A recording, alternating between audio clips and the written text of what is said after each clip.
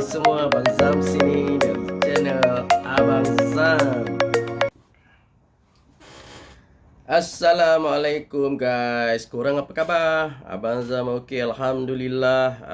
Orang kata kan, makin bertenaga, makin orang kata bersungguh-sungguh kita hendak bergerak dan kembalikan ekonomi kita, ekonomi negara kita ke tahap yang tinggi. Kita kan harimau. Tetapi Abang Zam nak cerita sikit ni. Abang Zam sedih lah ya, berkenaan dengan kita ni. Dan kita punya sikap yang dari dulu tak habis-habis. Kalau tak dipaksa, tak buat. Nasihat tak mau dengar.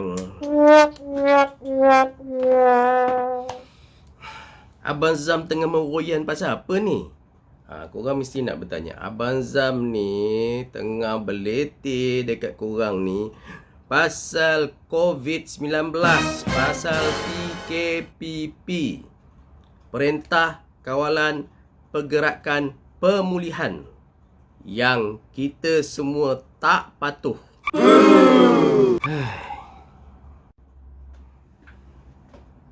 So sekarang ni apa hal? So kerajaan kata mulai 1 Ogos kita semua kena pakai mask kembali. Semua orang kena pakai mask di tempat awam. Ya, kemudian kena praktikkan penjarakan sosial. Itulah. Kita ni tak mau dengar. Abang Zam dah gitu pun perhatikan. Bila kata apa ni perintah kawalan tamat aja, wow, semua merata lari sana sini, pergi cuti, berkumpul kat kedai mamak, lepas tu makan, dah tak ada dah jarak-jarak dah. Semua rapat-rapat satu meja sampai 10 orang. Kantor Abah dah marah. Korang dengar ni yang terkini. Kerajaan bersetuju secara dasar untuk mengetatkan semula prosedur operasi standard SOP berkaitan Perintah Kawalan Pergerakan PKP yang telah dilonggarkan di bawah pelaksanaan PKP pemulihan. Menteri Kanan Keselamatan Datuk Seri Ismail Sabri Yaakob berkata keputusan itu diambil susulan kebimbangan peningkatan kes positif COVID-19 dalam tempoh hampir seminggu ini. Kebimbangan terhadap kes yang terus melonjak sejak kebelakangan ini dibangkitkan dalam mesyuarat khas Menteri-Menteri berkenaan pelaksanaan PKP siang tadi. Antara SOP yang menjadi tumpuan termasuklah SOP menjelang dan pada sambutan Hari Raya Aidiladha Jumaat depan serta SOP yang melibatkan kru kapal. Besok kita telah arahkan jawatan kuasa teknikal untuk berbincang, terutamanya meneliti SOP tentang sambutan Hari Raya Aidiladha. Kita akan bincangkan. Begitu juga dengan kru daripada kapal. InsyaAllah hari Isnin jawatan kuasa teknikal akan come out dengan cadangan mereka dari segi SOP Raya Haji dan berbagai-bagai SOP lain. Mengulas mengenai sambutan Hari Raya Aidiladha, beliau berkata pelaksanaannya akan dipantau ketat anggota polis Diraja Malaysia. Sebarang pelanggaran SOP oleh mana-mana pihak terutamanya dalam aspek penjarakan sosial akan diambil tindakan serta ditahan serta-merta. Mengenai keperluan melaksanakan PKP diperketatkan di Sarawak, Datuk Seri Ismail Sabri berkata kerajaan negeri akan membincangkan perkara tersebut dalam masa terdekat. Tidak menolak kemungkinan bahawa SOP lebih ketat akan diperkenalkan, beliau berkata keputusan perbincangan itu akan dimaklumkan Isnin ini. Yang perkedai pun satu, restoran ni dia buat tak kisah aje. Dulu Abang Zam tengok kalau kita nak pergi restoran ni, wah, dia siap dengan ambil temperature, siap dengan pakai sanitizer, tulis nama. Sekarang ni hari tu Abang Zam pergi, mula-mula temperature tembak sendiri. Lepas tu temperature punya alat tu pun dah tak ada. Mana pergi? Apa jadi? So lepas ni korang nak jadi apa? Apa nak jadi pada kita?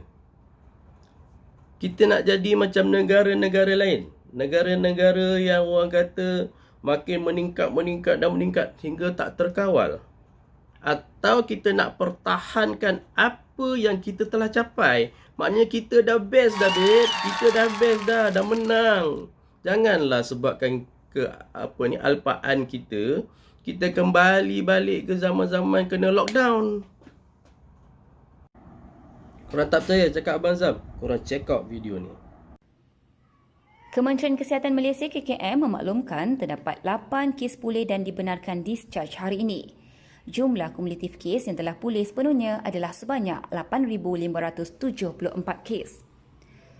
Sehingga 23 Julai 2020 pukul 12.30 hari, terdapat 9 kes baru. Ini menjadikan jumlah kes positif di Malaysia adalah sebanyak 8,840 kes.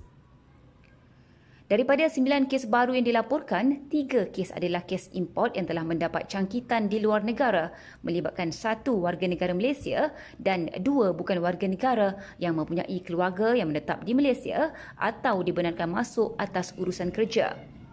3 kes import tersebut adalah dari negara Singapura, India dan Filipina, masing-masing 1 kes.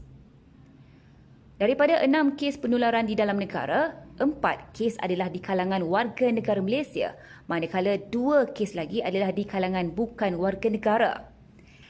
Kes jangkitan dalam negara di kalangan bukan warga negara di Sabah 1 kes saringan sebelum dibebaskan dari penjara dan di Kelantan 1 kes saringan tahanan di penjara sebelum dipindahkan ke Depot Tahanan Immigration DTI. Perincian kes penularan COVID-19 di dalam negara di kalangan warga negara Malaysia pula ada 4 kes di Sarawak yang merupakan kluster Stutung, kluster Sentosa, kluster kejuruteraan Kuching masing-masing 1 kes dan 1 kes lagi masih dalam siasatan di mana beliau tidak bergejala dan telah dimasukkan ke Hospital Umum Sarawak. Dimaklumkan juga bahawa tiada pertambahan kes kematian berkaitan COVID-19 dilaporkan pada hari ini. Justru, jumlah kumulatif kes kematian COVID-19 di Malaysia adalah kekal sebanyak 123 kes. Korang nak ke kena lockdown? Abang Zam tak nak. Sebab kenapa kena lockdown? Habis kita nak cari rezeki susah. Kita nak buat kerja susah. Ekonomi kita turun. Kalau ekonomi kita merudum, kita semua tak boleh cari makan. Kalau tak boleh cari makan, kita semua akan jadi dalam keadaan yang sangat susah, babe.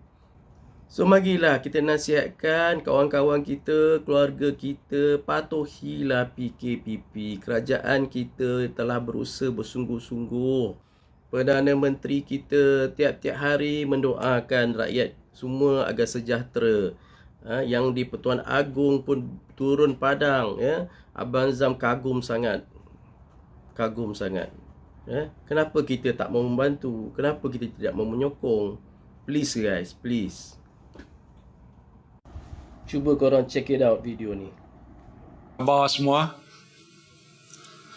Saya harap saudara-saudari sihat walafiat. Sudah agak lama saya tidak muncul di hadapan saudara-saudari sekalian untuk memberikan maklumat dan pesanan mengenai situasi terkini COVID-19 di negara kita.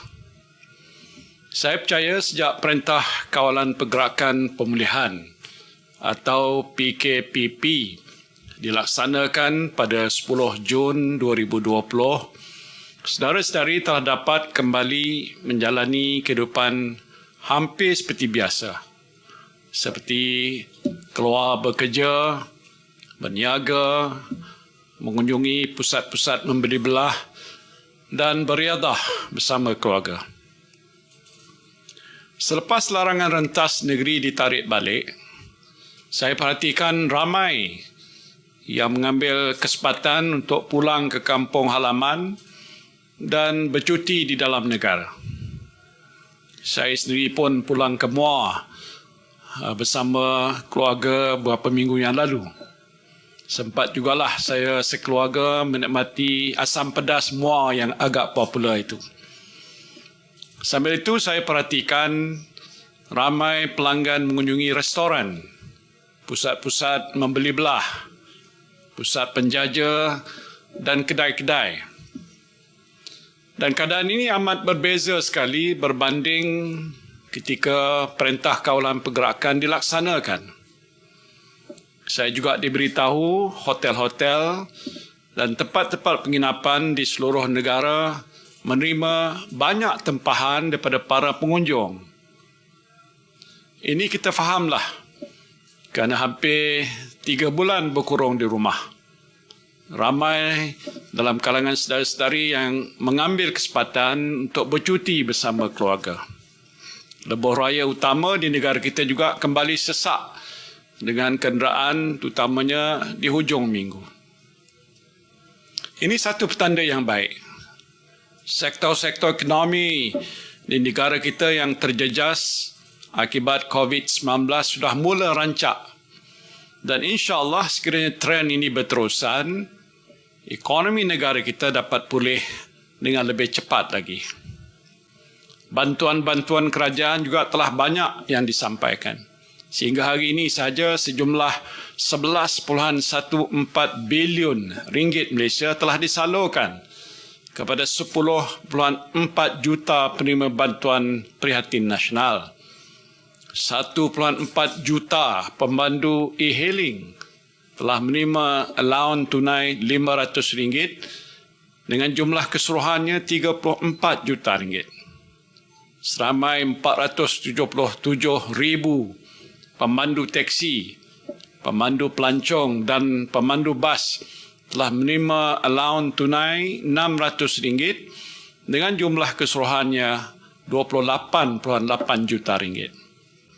7.7 juta pengguna menerima diskaun 50% barang bil elektrik TNB dengan nilai keseluruhannya RM312.32 juta dan 1.4 juta pengguna menerima diskaun 15% dengan nilai keseluruhannya RM185.75 juta. Terbaik, Tok Abah, terbaik. 65% isi rumah telah menerima manfaat moratorium bayaran balik pinjaman bank dengan nilai keseluruhannya RM38.4 bilion. Dari segi bantuan untuk para usahawan, seramai 545,000 usahawan mikro telah menerima geran khas prihatin dengan nilai keseluruhannya RM1.6 bilion.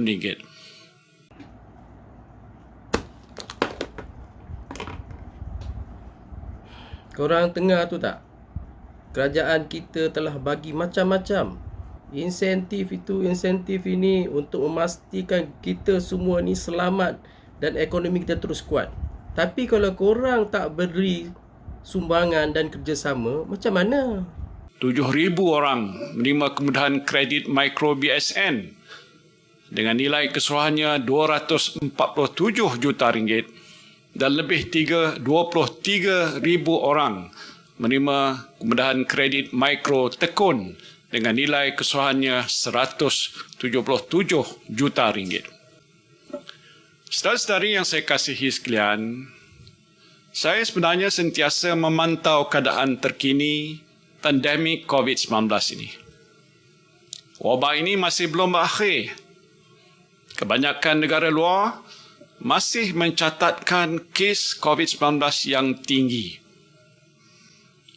Sehingga semalam, hampir 14.5 juta orang telah dijangkiti virus COVID-19 di seluruh dunia dengan lebih 600,000 kematian dicatatkan. Walaupun kes COVID-19 ini kekal rendah di negara kita, saya agak bimbang. Saya bimbang dengan kewujudan 13 kluster baru sepanjang tempoh PKPP.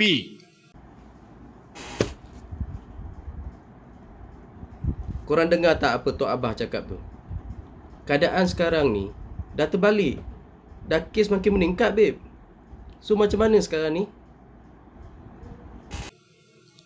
Contohnya kluster restoran Kuala Lumpur.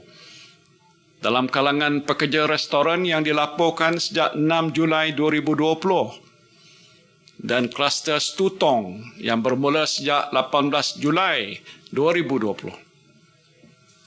Dan selain itu sejak 7 Julai 2020 terdapat 4 kluster baru yang dikesan berpunca daripada mereka yang pulang daripada luar negara, iaitu kluster di Sarawak sebanyak 3 kes, kluster di Melaka 5 kes, kluster di Terengganu 3 kes dan kluster di Kuala Lumpur 2 kes.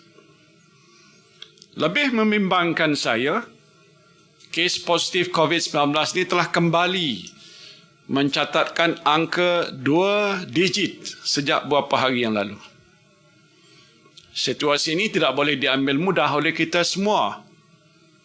Dan saya pasti saudara-saudari tidak mahu kerajaan kembali melaksanakan lockdown sekiranya kes-kes COVID-19 meningkat dengan mendadak. Saya juga berdoa dan mengharap agar kita tidak perlu sampai ke tahap itu. Cukuplah 3 bulan kita semua berkurung di rumah untuk memutuskan rantaian jangkitan COVID-19 ini. Ekonomi negara kita terjejas teruk. Perniagaan mengalami kerugian dan ramai yang hilang pekerjaan. Dan sudah tentu kita tidak mahu kembali hidup dalam keadaan lockdown seperti itu. Sekiranya berlaku peningkatan kes COVID-19 secara mendadak dan memerlukan kerajaan menguasakan semula PKP, maka impaknya kepada ekonomi amat besar sekali. Penutupan semula sektor-sektor ekonomi boleh menyebabkan negara kehilangan sekurang-kurangnya RM2 bilion sehari dan secara langsung menyebabkan kehilangan sumber pendapatan bagi jutaan pekerja di Malaysia. Ia juga akan menidakkan usaha-usaha kerajaan, usaha yang dibuat oleh sektor swasta dan NGO di bawah pakej prihatin dan penjana yang bertujuan untuk memulih dan menjana semula ekonomi. Dan harus diingat bahawa kerajaan sudah pun mengumumkan pakej rancangan ekonomi prihatin tambahan dan penjana yang keseluruhannya berjumlah RM295 bilion untuk kesejahteraan rakyat dan kelangsungan perniagaan dalam tempoh yang sukar ini. Lebih 2.75 juta pekerjaan telah pun berjaya diselamatkan di bawah program subsidi upah dan program pengekalan pekerja. Dan selain itu, lebih 800,000 perniagaan, termasuklah perniagaan mikro dan juga PKS, telah menerima manfaat daripada pakej-pakej rancangan ini. Pakej-pakej prihatin dan penjana dianggarkan menyumbang lebih 3% kepada pertumbuhan KDNK negara kita pada tahun ini. Dan sekiranya PKP ini terpaksa dikuatkuasakan semula, antara impaknya termasuklah unjuran pertumbuhan KDNK yang dijangka pada tahun 2021 mungkin tidak akan dapat dicapai. Perniagaan terpaksa ditutup semula dan kadar pengangguran di tahap 5.3% bagi bulan Mei 2020 boleh meningkat secara mendadak. Ini adalah suatu keadaan yang mesti kita elakkan. Jadi apa yang mesti kita buat? Seperti yang saya telah sebutkan sebelum ini, kejayaan kita memerangi COVID-19 dalam fasa pemulihan ini adalah bergantung kepada diri kita sendiri. Dan ia bergantung pada kesedaran kita, sikap kita dan amalan kita. Amalan kebiasaan baru ataupun new normal mesti kita teruskan. Jangan kerana kes COVID-19 semakin berkurangan, kita tidak lagi memakai pelitup muka seperti ini di tempat awam. Pakailah, jangan tak pakai. Penjarakan sosial juga mesti diteruskan. Pastikan jarak anda sekurang-kurangnya 1 meter dari orang lain. Elakkan tempat yang sesak dan sempit. Dan sentiasa beringat untuk elakkan sentuhan badan. Saya selalu berpesan supaya saudara-saudari semua elakkan berjabat tangan. Saya tengok sekarang dah ada yang bukan saja berjabat tangan, malah berpeluk-pelukan ketika berjumpa sahabat handai dan sanak saudara. Ya, itu bagus untuk eratkan persahabatan dan persaudaraan. Tetapi jangan kita lupa, kita masih berada dalam fasa pemulihan COVID-19. Jadi amalan-amalan ini, walaupun baik dari segi pergaulan sosial, namun ianya amat tidak baik dari segi usaha kita untuk melindungi diri sendiri dan orang-orang di sekeliling kita daripada dijangkiti virus COVID-19. Memandangkan kes-kes positif COVID-19 banyak berlaku dalam kalangan mereka yang pulang atau tiba daripada luar negara. Kementerian Kesihatan Malaysia terus memperkokohkan kawalan di pintu masuk antarabangsa negara kita. Antara langkah-langkah yang diambil ialah melakukan saringan suhu badan dan gejala jangkitan saluran pernafasan semasa ketibaan. Menyemak keputusan saringan PCR COVID-19 yang dilakukan 3 hari sebelum pelawat berlepas ke Malaysia. Merujuk kes yang bergejala atau dikesan positif COVID-19 ke hospital, mengeluarkan perintah pengawasan dan pemerhatian di rumah di bawah Seksyen 15-1 Akta Pencegahan dan Pengawalan Penyakit Berjangkit 1988 selama 14 hari. Memastikan setiap orang yang tiba di Malaysia memuat turun dan mengaktifkan aplikasi MySejahtera, mewajibkan mereka ini memakai gelang tangan dan memastikan mereka menjalani ujian pengesanan COVID-19 pada hari ke-13, kuarantin di rumah sebelum diberikan pelepasan pada hari yang ke-14. Saya juga hendak mengingatkan saudara-saudari yang pulang daripada luar negara supaya menjalani kuarantin di rumah selama 14 hari dengan penuh berdisiplin. Duduk di bilik yang berasingan daripada ahli keluarga yang lain dan jangan sekali-kali keluar daripada rumah sepanjang tempoh kuarantin. Anda juga mesti melakukan penilaian status kesihatan kendiri menggunakan aplikasi MySejahtera. Sekiranya bergejala, maklumkan pada pejabat kesihatan daerah berhampiran dengan segera. Dan sekiranya anda gagal mematuhi arahan pengasingan ini, penalti boleh dikenakan di bawah Akta Pencegahan dan Pengawalan Penyakit Berjangkit 1988 jika disabitkan kesalahan. Okey, itulah yang terkini. Kita tak boleh buat apa-apa lagi. Kita kena sama-sama mengubah sikap. Kita kena sama-sama bersatu. Sekali lagi, kita kena lawan COVID-19 bersama-sama guys. Korang semua, kita semua bertanggungjawab.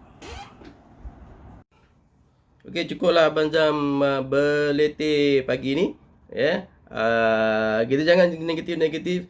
Kita positif, kembali positif. Kita cerita yang bagus-bagus saja. Jadi teruskan bersama Abang Zam dalam channel Abang Zam. Nanti kita ada topik baru. Kita berjumpa lagi di lain waktu. Jangan lupa subscribe, share, like dan Assalamualaikum.